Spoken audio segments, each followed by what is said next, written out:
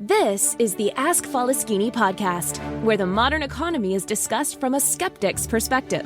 Mr. Faleskini helps you distinguish what is sustainable in our economy and what isn't. Not everything that glitters is gold, and not all mud is dirty.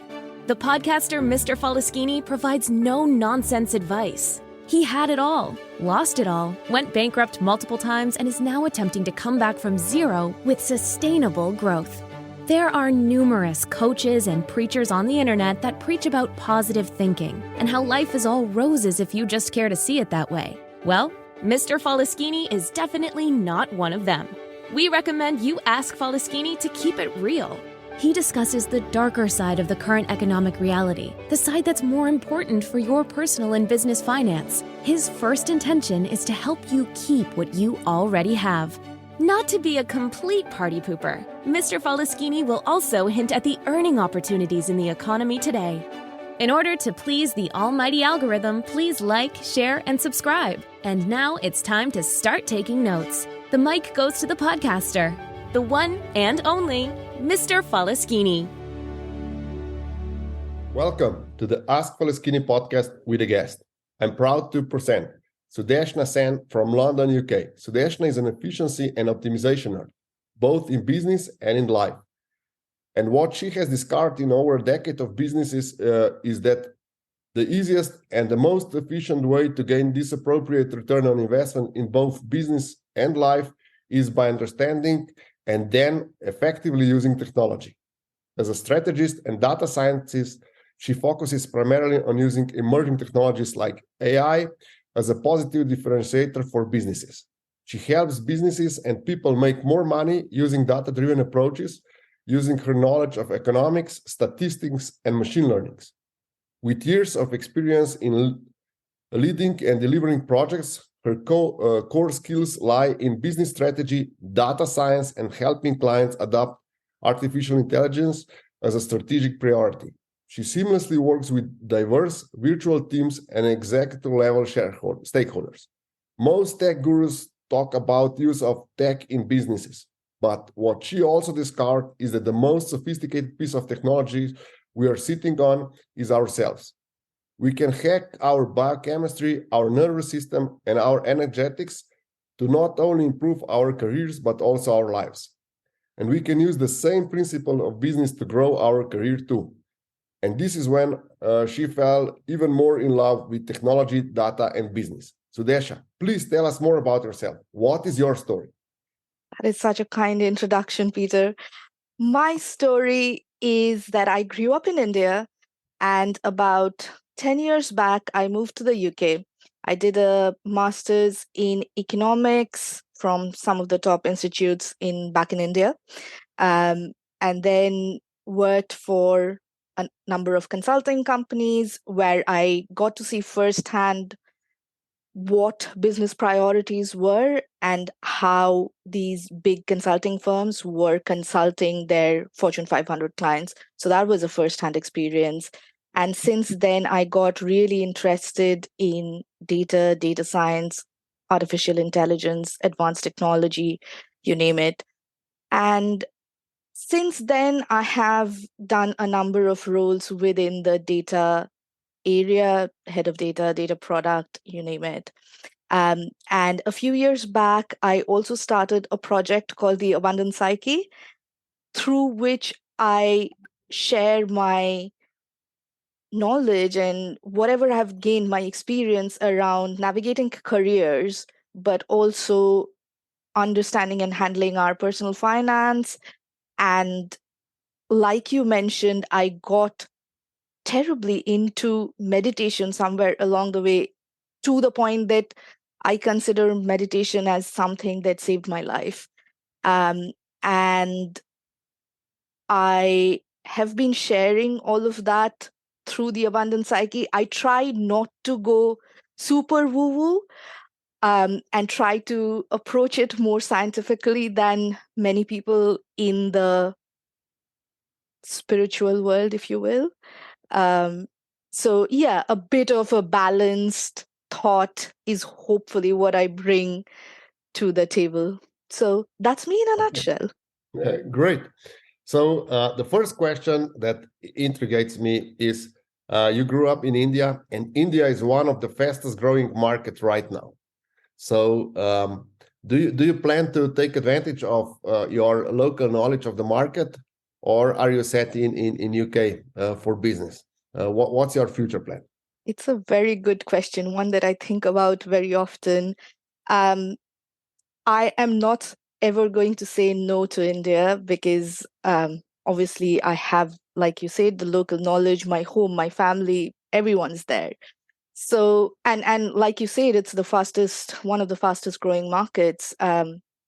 So yeah, I might consider going back home sometimes. I always tease my 3-year-old who doesn't understand when I say this to him is that um, maybe, just maybe, your Indian citizenship card will be more valuable to you in your life than your British citizenship. Now that's a big statement, and I say this teasingly, but I only say this half jokingly because I think India has tremendous potential over the next decade or the next 5 decades. Mm-hmm. Yeah, I would also like to know more about your consulting experiences. You said that you were working for consulting companies that consult to Fortune 500.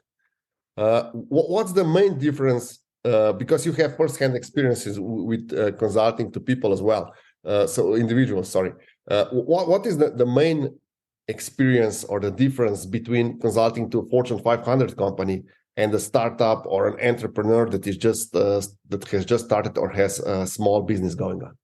Very good question. So I think when I have worked for startups, I'll break it up into almost 3 parts. The individuals. I think when I consult or coach people through career coaching, that's one of the services I provide through the Abundance Psyche. When I do that with individuals, what I realize is that most of the times people are not thinking holistically about their career or their life. So I have a concept that says that you need to be the CEO of your life. You Mm-hmm. also need to be the CFO of your life. You almost apply, and because probably I am sort of from the business background, I apply that lens to it that you need to be the CEO of your life and you need to own it up. You need to make the decisions and you need to have your board of directors, but you also need to be the CFO and so on. But most of the times, I don't think people are thinking like that. They are not thinking that Mm-hmm. big. So that's, I think, a key difference. Whereas a business is generally more geared towards, and if it's especially a profit generating entity, they are more interested in profits and they are more interested in the mechanics of how things work. They are basically pulling 3 levers, right? Profit, they want to increase profit by improving revenue or decreasing cost, and you have quantity and you have price. So those are the sort of levers they are playing with. And then obviously you have operating models and whatnot. So the bigger enterprises are looking at, and I have had the fortune of working across the board from operating model design all the way through to strategic conversations like, cost and revenue and profit, all the way through to technology as well. So I think they think about things more holistically. However, most of the bigger companies, I think, are still working in silos, and probably a thing that's not to say that that's a bad thing. I think it's a side effect of the big size that, if you have 10,000 people, it's very difficult for those 10,000 people to have a collective brain. So that's one of the challenges, but equally that's one of the key differences, I think, that they have to smaller enterprises who are more joined up, more agile, more um, ready to change, pick up the problem and just solve it and get it to the end line in like weeks of time. So yeah, those I think are the differences in my opinion. Okay. You said that you're a user of AI, machine learning, and similar data scientist. Are you a user or are you also a programmer? Can you what's your level of technical education? Can you set up a new program when it arrives? Can you check it? Do you do your own programming? Do you do your queries in the database? How deep do you go into that? I probably couldn't do it anymore, but till a couple of years back, I was writing code in Python. That said, to get anything to like a production level, I think it's become considerably easier these days with the advent of, ChatGPT amongst others. So it's getting easier and easier to access the programming stack. My level of competence used to be like I used to write code in Python once upon a time. That's not me anymore. So yeah, I probably wouldn't be very useful if anyone's trying to get me to write code, but maybe one day again I'll pick up. I don't know, not just now. Yeah. Okay. So that brings me to our next question. So and you probably already answered it. So in all the abundance of softwares and solutions available, there's always make or buy dilemma. Would you propose to a small company to buy something or to make the software program on their own? What's your suggestion? What would be better step, more efficient? You ask really good questions. So my personal opinion on that is figure out what the problem statement is and figure out the most efficient path to get there, and then see whether that fits in your budget. If it doesn't, and there's a very high likelihood that it won't, because some of these off the shelf software are extremely expensive, you might find that it's easier to build or buy cheaper solutions and customize. Um, Now, obviously, it depends. Like a small company it could be like just one person solopreneur company all the way through to 250 people, right? And when you are at the 250 people scale side of things, you probably have a lot more technical expertise, a lot more money, so you can do more things versus if you are a solopreneur. So the answer to that, I think, would really depend on where your technical expertise is. I'll also add that even if you are a solopreneur, I think if you are someone who is quite technical, there may be things that you can pick up and you can figure out along the way. However, if you are not technical, and I know a lot of entrepreneurs that just don't even want to do their website, even on like, very straightforward software, website designing software that we have. For those people, I'd probably suggest figure out what is the problem and then maybe actually even consider hiring some tech consultant, probably not the Big Four or Accenture type tech consultants, but someone who's more affordable and someone who might be able to help you think through architecting the solution in the most efficient way. How important are coaches and consultants for small businesses? If used effectively, they can be extremely useful, but I think not many businesses or business owners have figured out how to really use coaches and consultants. I'll give you an example. So you may be aware that the entire internet coaching industry is like getting busier and busier by the day. And there are a lot of people who are suggesting, oh, I'm a coach and I teach a coach to coach to coach, or I create a business to create a business to teach people how to create a business to create a business. And this is getting a bit nerve-wracking for me because that's not really adding value. The value add is in solving specific problems. So if you are just hiring someone to help you to build a business, that's like you outsourcing your CEO job to the coach. However, if you are hiring someone to build a specific part of I don't know, an email sequence or a marketing ad copy or helping you brainstorm. If you have a problem statement that you are trying to solve, I think coaches and consultants can be extremely effective. However, I have a bit of a challenge with the life coaches industry, the ones that almost step into the therapist zone. I almost want to warn, especially online internet entrepreneurs, that might be a very costly lesson that you don't want to learn. So just double check the expertise of the coach or consultant that you want to hire, because You mentioned double check the consultant and the coach. Where could small businesses, or how should small business owners learn what kind of coach they should engage? And is there any other way than trial and error in that department? No, it's a fair point actually, that it's really hard. And when you are starting up a business and you have no view of how you can go around verifying whether the person is an expert or not, it's difficult. Probably asking them for what experience they have in the specific problem that you are trying to solve could be a good starting point. And allied with that, for example, if you are, I don't know, building a machine learning solution and they have not ever written a line of code, that would be a red flag to me immediately, right?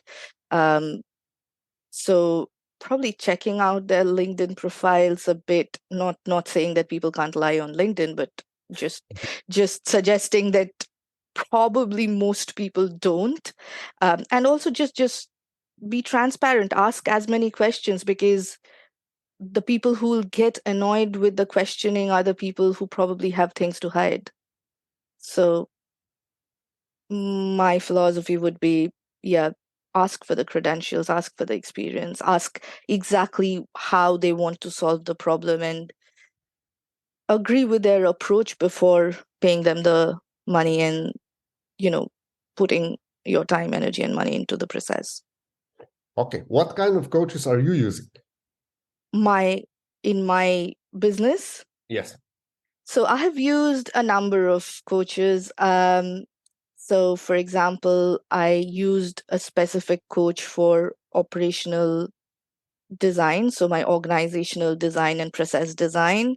I used someone to brainstorm my content strategy with. I have used people to do like literally personal development, productivity sort of things. Some coaches I have used have not really um, paid positive ROI, I don't think, other than the lesson in that I shouldn't have used them. Some people have just taught me sales calls, and I realized I'm just probably not a natural sales person, and um, therefore haven't used the training hence.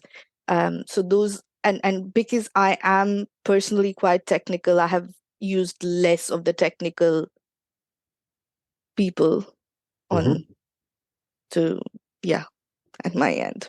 Let's move to your podcast and video production. You explain personal finance in that video. What's your let's say philosophy? How should people develop their personal finance?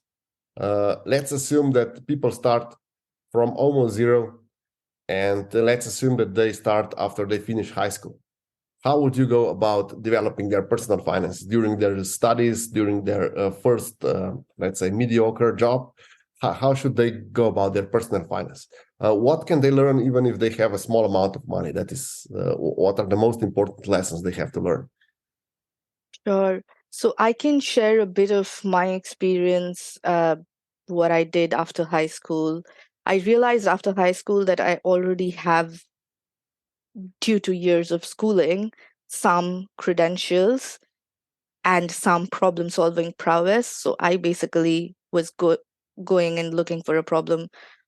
My problem statement was, I want to solve for this problem of me not having money or me not wanting to keep on asking my parents for money. So I literally went around and said, "Hey, will you give me a job?" And I got my first job, which was tutoring kids. And I realized that my hourly pay was really, really low because I was going there like 3 times a week. I was commuting, and then I sort of, it didn't seem like a scalable solution. And I was not really enjoying the teaching, if you will.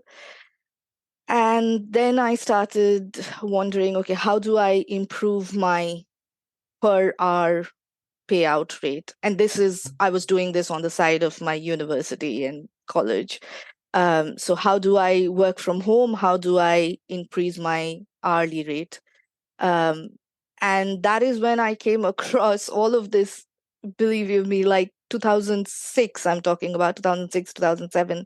I came across online marketing, digital marketing, and I started producing content for them before digital marketing was a thing. Um, so I don't want to say that that's the route everyone needs to take, but I think when you are just out of university, probably the first problem you want to solve is, how do I earn money? Mm-hmm. Then as I got older, and then I had a corporate job, and then I sort of let my business, so to speak, which had considerably grown to a certain extent, I had to stop that. And I went into my corporate life, where I was earning probably actually as much, not if not lesser. So you could question me on why did I go in for a lesser salary or paycheck per month into a corporate job when I was already earning quite a bit in my business. Um, but I think at that point, I started thinking of, okay, so now I have the money, then how do I build up the security? Say, for example, in the UK, we have quite a good health system, but not everywhere in the world you have that health system. You Mm-hmm. want to think about your emergency savings and things like that. So that's probably step number two. Once you have a certain bit of money, how are you planning to get out of an emergency? So building that safety net. And then once you have built that, you almost want to consider your savings and investment, and all of this buy versus rent a house that I have spoken about in one of my recent videos as well, um, are all the things to consider. But I think if you ask me in order of preference, first, I think the first and foremost is earn more. The second is put aside emergency savings. The third is save to invest for the short term, and then save to invest for the long term. And then you almost want to set up your vision for an abundant future, right? Like, and everyone has different visions. Some people will say, "Oh, I never really want to retire." Some people will say, "Oh, I want to retire at 40 and sit on a beach and never want to work again." So everyone has a different vision, but I guess figuring out that vision and then problem solving to get to that vision is what I'd suggest people think about. So you help people in your practice. You help people develop the vision or clarify their vision, and then establish steps how to get there. I do that for their career, not so much for their personal finances, because I'm not really a financial advisor, so I don't have the right credentials to help people at a personal level. However, if people want, that is another route that you can take. Go to a regulated financial advisor who is held to account by the regulator in each of your countries, who may be able to help you with some questions on what you want to invest in, what you want to save for, etc. And maybe to a certain extent help you with that vision as well. How important is meditation for financial security and for earning more? I don't know whether meditation is important for earning more and financial security. But what I do know is that meditation gives you more calm, and that's been proven pretty much by neuroscience now. So you have a heightened number of, and I'm not a neuroscientist, right? But a certain meditation teacher came onto my podcast once upon a time, and he suggested that you have a higher amount of theta waves in the brain, which is supposed to be calming, um, when you meditate, and that happens through the day. So, by that, what I would suggest is that if you are in a state of calm, you are sort of reducing the adrenaline levels in your system, which helps you almost be present in your frontal, like whatever they call it, the prefrontal cortex, or like, the thinking brain as opposed to the reacting brain. So, if I continue with that thread of logic, that means that when the market is going down, instead of being driven by fear of, oh my God, I'm going to lose my money, you have that split second to take a step back and look at, am I really going to lose money? Or can I ride out this wave till the market goes back up and then I can sell? Um, so I think meditation probably is not important to make money at all. However, meditation does give you a heightened executive functioning level that you can then use in all aspects of your life, including making money, to tap into. Okay. How important is for people to make a plan? What they want to do in their career, what they want to do with their business. How important is a plan? It really depends on who you are as a person. I think I am more of a vision person than a plan person. Um, and I say that with a grain of salt because I think I have a vision for where I want to be in 10 years. I don't have a plan executed for those 10 years. What I probably have a plan for is for the next couple of months or maybe the next 6 months. So I do think planning is important, but also being fully aware that there's a very high likelihood that plans won't work out because, especially when you think about technology, finance, business, the world order is changing. Every day there's a new thing in technology coming out. We just can't keep up with the pace of innovation. So then, if I suggest that, okay, my plan is to do X in 3 years' time, in 3 years, what if I find a better solution's been found? I want to plan, but I don't want to build up a plan that's not flexible, if that makes sense. So, if I understood correctly, vision is more important than a plan. To me, yes. Okay. So, how would you recommend our listeners to go about it? Should they start working on their vision? Should they start working on their plan? How should they go about it? If it's the first time you are doing this, I would suggest start with the vision. And it could be a near-term vision, right? Like, say, in the next 2 years, I want to buy a house, or in the next 1 year, I want to change jobs, or in the next 6 months, I want to increase my salary. Even that could be the vision of me earning more, or the vision of me in a new house. And then you almost want to put together the plan because a vision without a plan is just a vision. It doesn't work unless and sorry, I'm going to go on a bit of a tangent and a rant. I think a lot of people in the manifestation world, especially, and when I talk about abundance, I have a lot of manifestation gurus who I encounter, and they tend to talk about vision without really talking about the plan and the action. And I don't think that's useful at all. I think the vision is important because without the vision, you can't put the plan together. So vision is step number one. Step number two is plan, and step number three is action. But if you just had a vision and stopped there, that's not going to get you very far. So How important is the mission in all this constellation? Interesting question. I think mission is really driven by the person. So I don't know if you've heard of Maslow's hierarchy of needs before. Yep. Yeah, so I think mission becomes more and more important as you get closer to self actualization.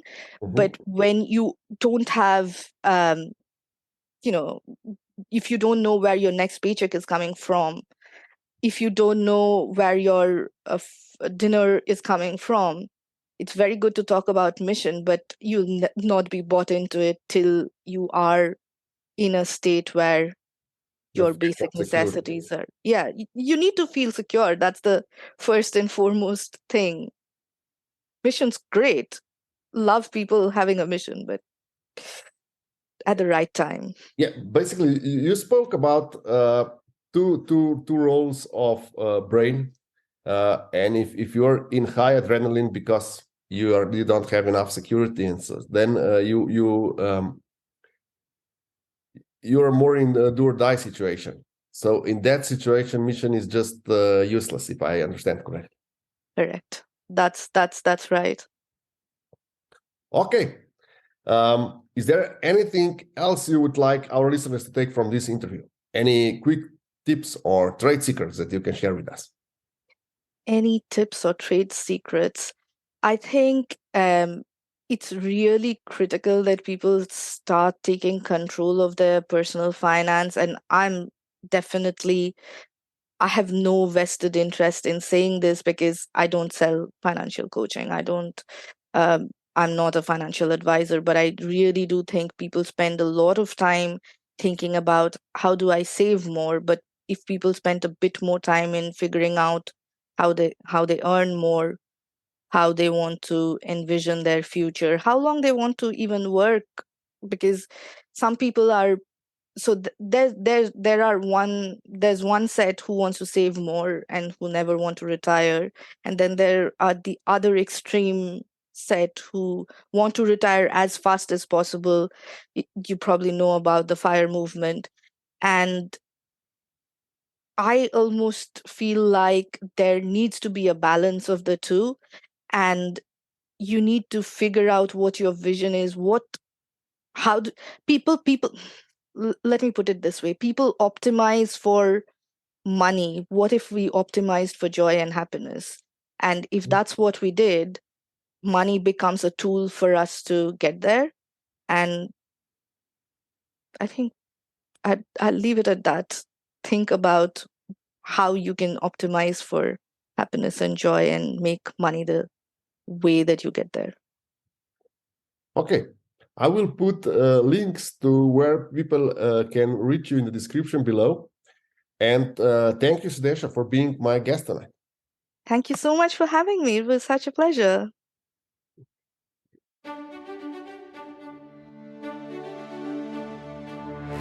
Thank you, Mr. Faleskini, for this outstanding podcast. And thank you for listening to the Ask Faleskini podcast until the end.